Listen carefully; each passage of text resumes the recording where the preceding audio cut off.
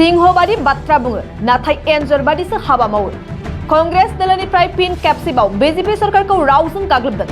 दासान्दि कांग्रेस दलनि राहुल गान्धीनि दैदेननायाव भारत जोड़ो यात्राया सोलिगासिनो दं आरो बियो राजस्थानाव मोनफैबाय।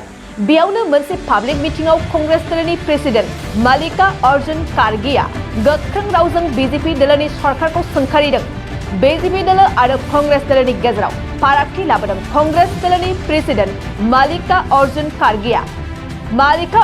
खारगेया बुंदों कांग्रेस दलनि दैदेनगिरिफोरा अरायबो हादरनि थाखाय गसङो। कांग्रेस दलनि दैदेनगिरिफोरा हादरनि थाखाय गावखौ बावसोमो नाथाय बीजेपी दलनि सोद्रोमाफोरनि नखरनि मासेबो सैमाफोरा हादरनि थाखाय जिउ बावफेरनाङाखै। लोगोसे बुंबावदों मोदीनि सरकारा सिंहबादि बाथ्रा बुङो नाथाय एन्जरबादिसो हाबा मावो। जायनाखि दासान्दि भारत चाइना सिमनायाव सोलिबाय थानाय दुंहाव थासारिनि सायाव पार्लामेन्टआव बाथ्रा दान्थेलायनो हायैनि खारखोमायो। गोसो गुदुं गलादारफोरनि थाखाय मोनसे मोजां खौरां।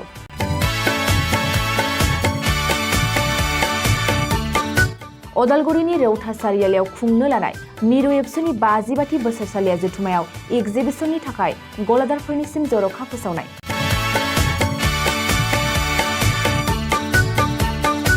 फैगौ 2023 मायथाइनि 26, 27, 28 आरो 29 जानुवारियाव खुंनो लानाय मिरु एबसुनि बोसोरसालिया जथुम्मायावनो बायदि रोखोमनि मुवा बेसादफोरखौ दिन्थिफुंगोन एक्जिबिसन।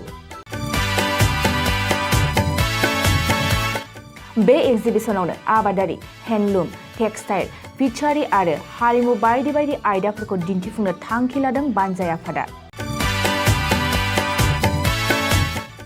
बेनिखायनो गोसो गुदुं सुबुं एबा गलादारफोरा एक्जिबिसनाव गला हाफैनो हागोन आरो गला होनायनि सोमोन्दै आबुं बाथ्राखौ मिथिनोब्ला नैबे मबाइल नम्बर 9365245137 आव थोंजों सुलाद लानो हागोन।